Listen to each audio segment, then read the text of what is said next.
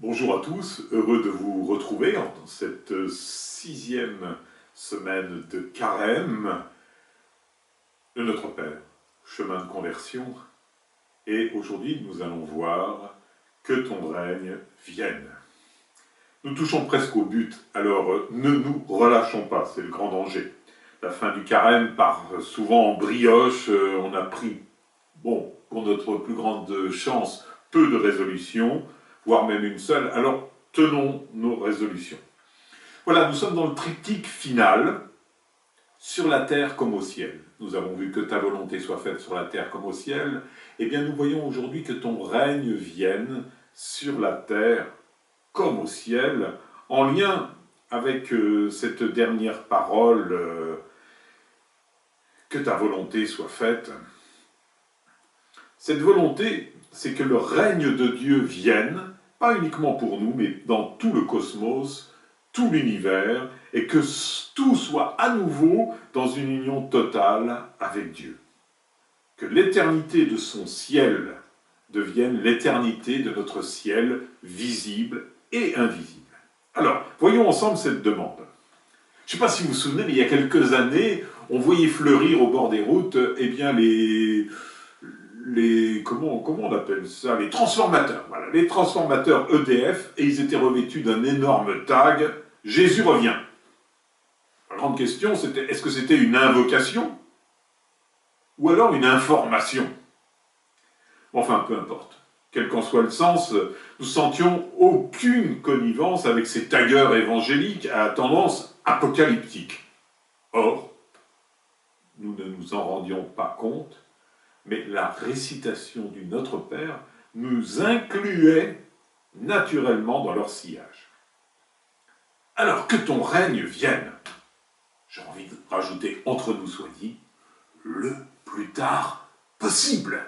Et oui, c'est ce que nous pensons au fond de nous-mêmes, sans oser le dire bien sûr. Nous avons en réalité aucune envie que Jésus revienne rapidement en tout cas. Parce que nous menons nos petites affaires, nous nous sommes fait une liste de grands et de petits projets, de petits plaisirs. Et puis bon, allez, on a triné toute notre vie, Jésus va quand même pas revenir au moment où nous allons partir à la retraite. Donc, adieu les croisières, adieu tout ce qui nous plaît. Et puis, nous sommes aussi habitués à toutes sortes de petites et de grosses compromissions, ce qui risquerait de rendre insupportable notre face-à-face avec Dieu. Alors, on est tous OK pour qu'il revienne, mais donc le plus tard possible.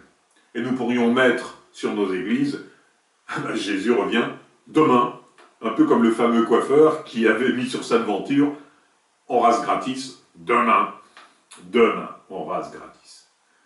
Pas du tout pressé, le chrétien, il est. Alors même si durant le carême, à défaut de chanter Alléluia, eh bien, on le remplace par Maranatha, il faut savoir ce que l'on dit. Certes, en araméen, ça passe beaucoup mieux. Maranatha, ça veut dire « Viens, Seigneur ». Nous nous retrouvons donc devant le même problème que la semaine dernière. Nous demandons à Dieu le contraire de ce que nous désirons.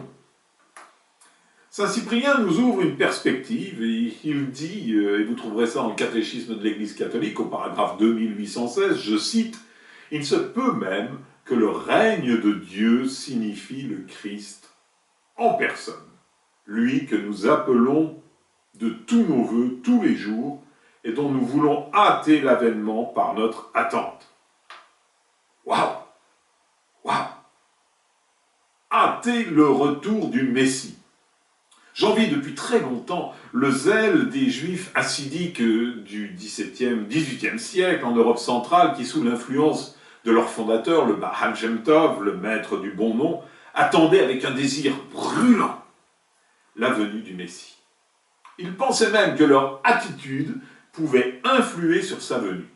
Et j'aime beaucoup la prière de Rabbi Moshe Doel qui disait, et je le cite, « Seigneur, si ma manière de vivre retarde ta venue, je suis prêt à mourir maintenant. » Qui oserait oserait dire ça aujourd'hui?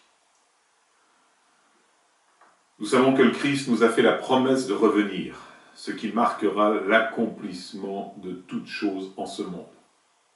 La venue de son règne, c'est la fin de toute souffrance. Car, comme le dit le prophète Isaïe, le Seigneur essuiera toute larme au visage, au chapitre 25 et verset 8.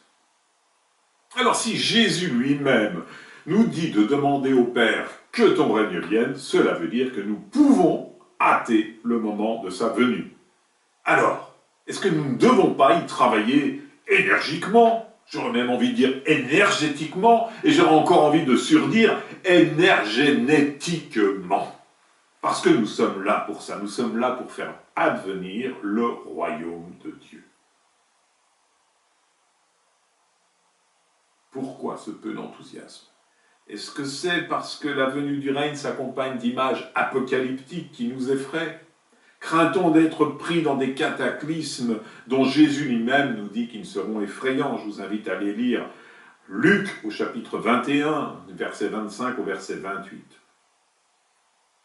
Jésus, en nous révélant ce qu'il nous faut demander, que ton règne vienne, nous inscrit à la fois dans une communion de perspective avec notre Père Créateur et nous pousse à nous focaliser sur l'objet de notre espérance, l'accomplissement de toutes choses. D'ailleurs, si vous allez à la messe le dimanche, est-ce que l'on ne dit pas après la consécration, lorsque nous proclamons le mystère de la foi, « Et nous attendons que tu viennes ».